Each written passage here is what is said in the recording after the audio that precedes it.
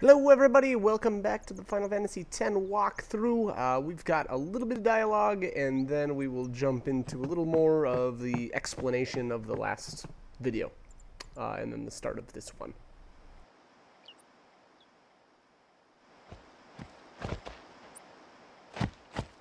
Hey, sleepyhead.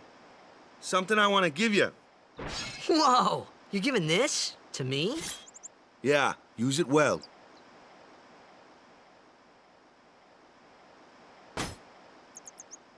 That's the sword you gave Chapu. Well, he never used it. Where's Yuna? We're taking the same boat as Yuna, right? Why do we gotta wait here? Yuna came to this village 10 years ago, when the last calm started. The calm? Since then, she's been like a little sister to me and Lulu. But she had the talent. She became an apprentice. Now, today, she leaves as a summoner. This is our journey. We should leave together.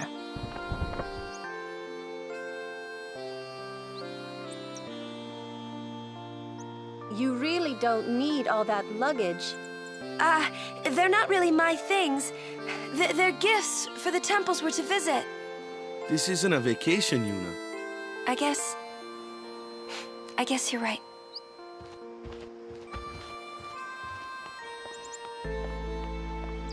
Okay, off we go.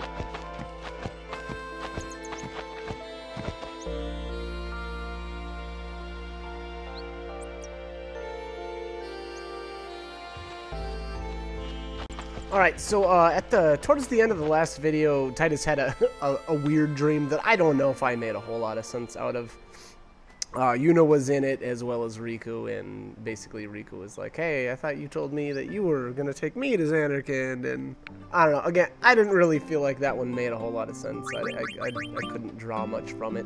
And then obviously there was a little conflict, I suppose I would say, between Waka and Lulu about Titus.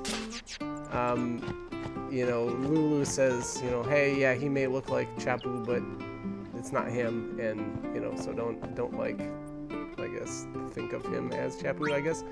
I guess that's what I got out of that. And so obviously there's a little more to that story than probably meets the eye. Obviously that'll develop over time. Here, I came in here to this, to the item shop, and you have to talk to the girl at the item shop, and she'll say something about her dog found something or dug something up. So after you speak to her, you can go find the dog in the hut or the tent, whatever, that the I don't know what they're called, like seamstress or yeah, I don't know. Anyways, they're making fabric and whatnot in there. And the dog will be inside there, and if you interact with the dog, you'll get Valfor's other limit break, which is interesting. He's actually got 2, and that's, I don't think anybody else does, or I don't think any of the other summons actually have more than 1. Not really sure how I feel about the 2.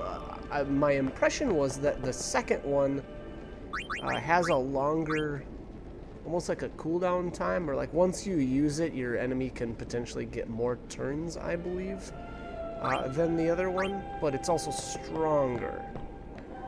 So, you know, I don't know. I don't know that I would say that, you know, one is more useful than the other. I guess, in all honesty, I feel like the second one, actually I will say, I think I like the second one more because it does more damage, or at least I think it does. I don't know. Reason being is when you're using those you know, heavy hitting abilities like that, you generally just want to do more damage, and I kind of look at that one as it's pretty nice for like finishing things off. And the reason being is you know, the more damage you hit something to finish it off, the more likely it is that you're going to overkill it. And in overkill, I don't know if I actually have brought this up previous to this, but an overkill means double, like basically double item drop. So In the case of an enemy that would have dropped, you know, a single power sphere, it will instead drop 2. As far as, you know, other aspects, I think that's about it. I think that is really the only useful thing about overkills. And here, so I kept talking to her because I was actually thinking that, you know, I just needed to keep talking to her and then that would make her maybe mention something else. But I already got the dialogue, so I'm actually going to cut this here because it took me a while to figure out what I actually needed to do. So I will cut it and get you the footage of me actually getting the second limit break. Alright, so there we go. I just made a little cut. I got rid of some of the useless footage there where nothing was really happening. But anyway, so you come into this tent here, and again, like I said, I don't know. I don't know what you call this. It's really mangled and slubbery. There you go. Energy Blast is that second overdrive there that I was referring to. Anyways, the tent with the looms. Maybe I should have just referred to it as that. I don't know. Anywho, let's get out of town here.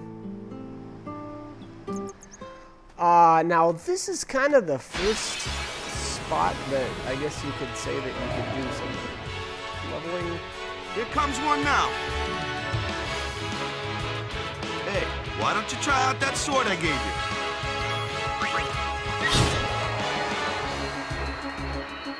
No problem. Not too shabby. You kept up with him pretty well. Might make a good guardian someday.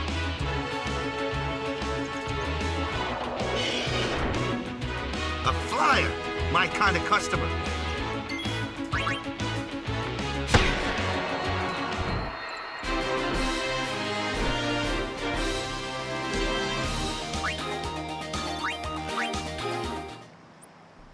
And there, that first battle there, you kind of get your feel for the usefulness of specific characters.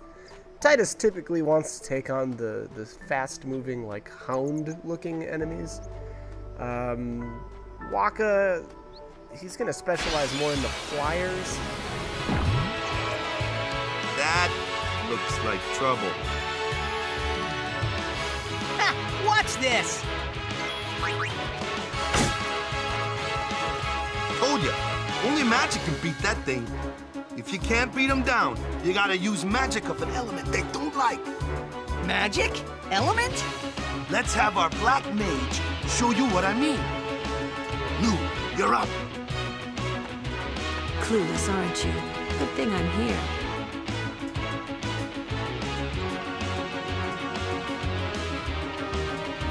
Spells of ice work well against fire fiends, and ice fiends are weak against fire magic. You follow? I get fire and ice, but what about lightning and water?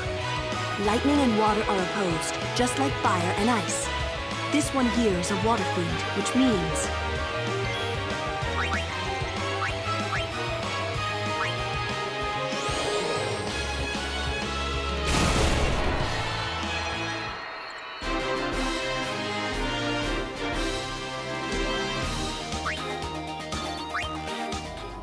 Alright, and that concludes our Black Mage tutorial.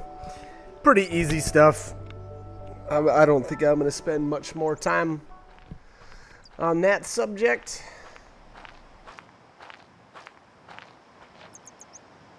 Take your time.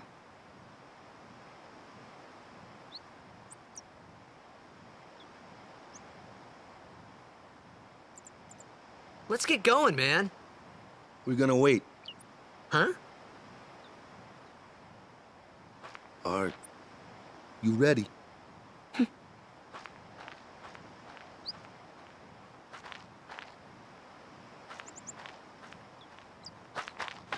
What's going on?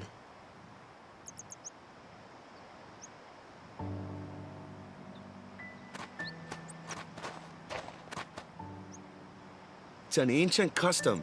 People leaving the island pray here for a safe trip. Chapu didn't pray that day. Said he'd miss his boat.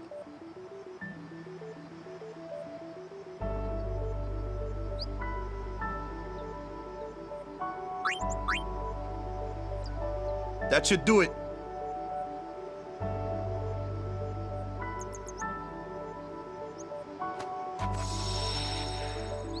Alright, so you can cruise around here if you really want to and level. I didn't at all, and actually this is probably the first playthrough where I didn't do any leveling really. And I don't know, I don't really know why. I guess I feel like, probably because I've done this so many times, I kind of feel like this area isn't the best because you don't even have all your characters yet. So I've kind of been trying to wait on leveling until I get more.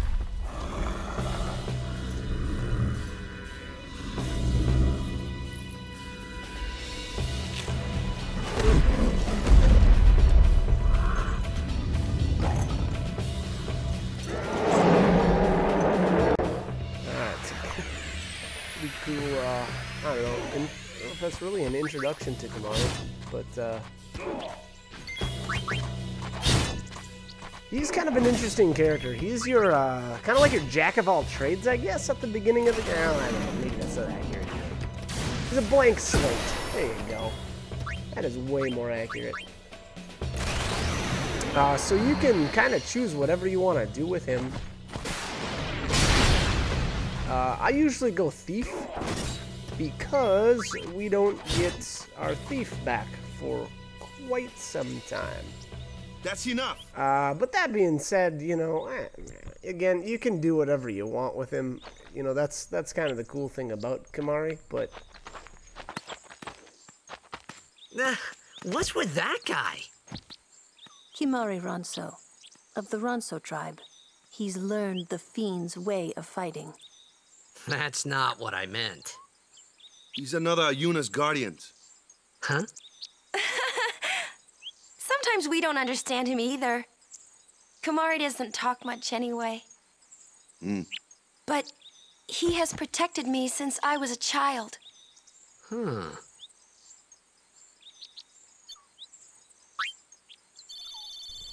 So Kamari, his strength is also probably his weakness, in my eyes, in that you can do whatever you want with him, but it also makes it so that he kind of doesn't stand out. I mean, in all honesty. And then his overdrive is actually, I don't know, I feel like it's pretty lame. It should be good because it's a lot of different, like, attacks, right? But at the end of the day, it feels lame because none of the attacks are all that cool. I don't know. Some of them are useful. I'll give him that. But, I don't know. He just, again, I don't really feel like he stands out because he's so, you know, blah. He doesn't have, like, a niche, you know? And again, I don't know. You know, some people like that. Some people don't. I'm not wild about that. But, I don't know why I came all the way back to town. I guess we're gonna find out. Maybe I missed something here. Oh, yeah, I did. I missed a, primer. So, my bad. Yep, right there on the floor. What was that, volume 2, I think? So, definitely not something that you're gonna want to miss. I feel like it's worth it to come back, pick that up, pick that bad boy up off the ground. So yeah, anyways, back to the whole business of what's going on. You know, this little bit of walkthrough, I guess, or like tutorial that they do with your first 3 characters there. Obviously, you get Titus and Waka and Lulu.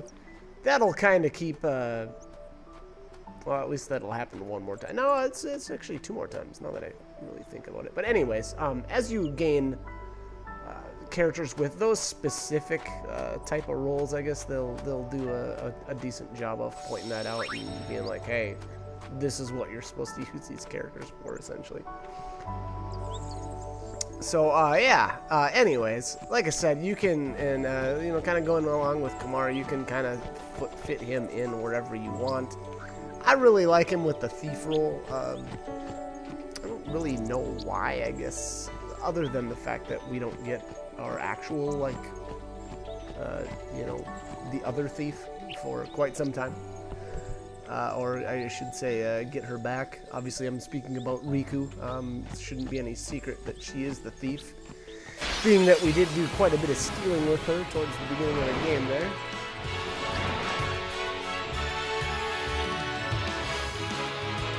A flyer! That's your department, right? True, true. But, why don't we let our summoner show us what she's made of?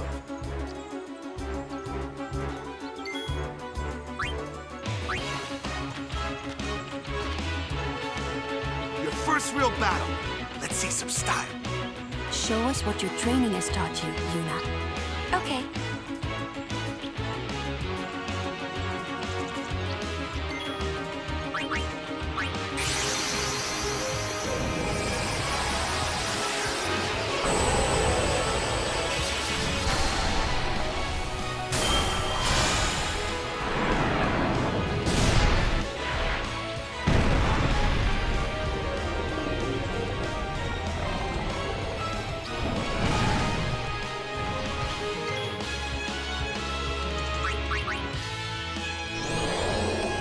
Alright, so here's your summoning tutorial. The only thing, and maybe I couldn't have anyway, but the one thing, especially with these guys, is that, what is this thing? Is this the Garuda? I think is what this thing is called. Anyways, you're going to want to blind those first. And again, I'm not really sure if I actually have that option or not. If they just make you summon right away for the first one, I think they do actually. I don't think you can. I don't think it's an option to use Waka first. But anyway, that's generally a good idea for these like big guys, the beefy ones with a ton of health. A lot of these guys will use like a multi-target attack. Like this one I think uses Sonic Boom, which if you're 3 characters down on the ground, it'll hit all 3. But the good thing with that is that, if you've got it blinded, more times than not, it'll just miss.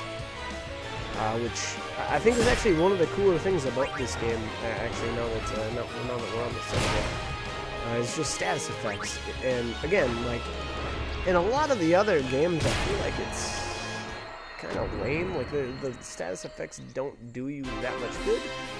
But in this, I feel completely the opposite. I feel like status effects are a huge part of the game, and they're actually quite useful. So yeah, I guess keep that in mind as you go through the game. Again, I feel like probably blind is one of the more useful ones. It's just it's really great to avoid tons of damage. It really can help these battles kind of go a little bit faster or smoother.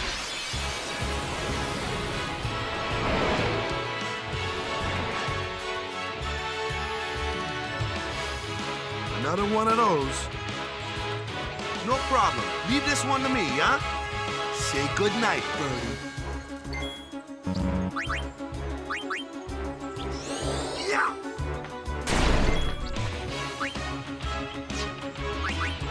All right, and essentially, this is exactly what I was talking about here. The game kind of walks you through hey, you should blind to these big dudes. And there you go. There's the big miss. The Sonic Boom. Typically, like, blind will only last for about 3 turns. There's a couple of status effects, that don't last for the duration of the battle. And that's that would probably be a little bit overpowered if they lasted too long. But that is what it is, I suppose. I guess now would be a decent time to speak about summons as well. So the good thing about the summons is they're typically pretty beefy and they've got decent defense. The crummy thing about them is it's essentially only one character. So that's its real disadvantage there. The other cool thing about them is that if you're expecting to take a big hit from like a boss or something, you can summon in an Aeon and then use the guard or the shield command, and it will take very, very, very little damage. So that's another really, really nice use for the Aeons. And that'll come in handy, you know, for quite a few fights. The other thing you can do is, you know, if you're expecting a decent-sized hit and you think that your Aeon can actually take it, what you can do instead is use its boost command. And I think it'll take a little bit, I think it actually takes a little bit more damage than it would, but it also charges the gauge, the overdrive gauge, really quickly that way. So you kind of got to balance out the pros and the cons of that. You know, on certain attacks, that's not going to be a good idea, because if it's already doing a ton of damage, there's a chance that you're just going to get, you know, that your Aeon is just going to get one shot. And then another thing that is good to know about Aeons is that the stats of the Aeons actually raise along with Yuna's stats. So they're kind of based off of Yuna's stats. And then on top of that, a little bit later, we'll actually get an item that allows you to like individually raise your Aeon stats as well. Obviously, it's not as efficient to go about it that way, because raising Yuna's stats raises all of the Aeon stats.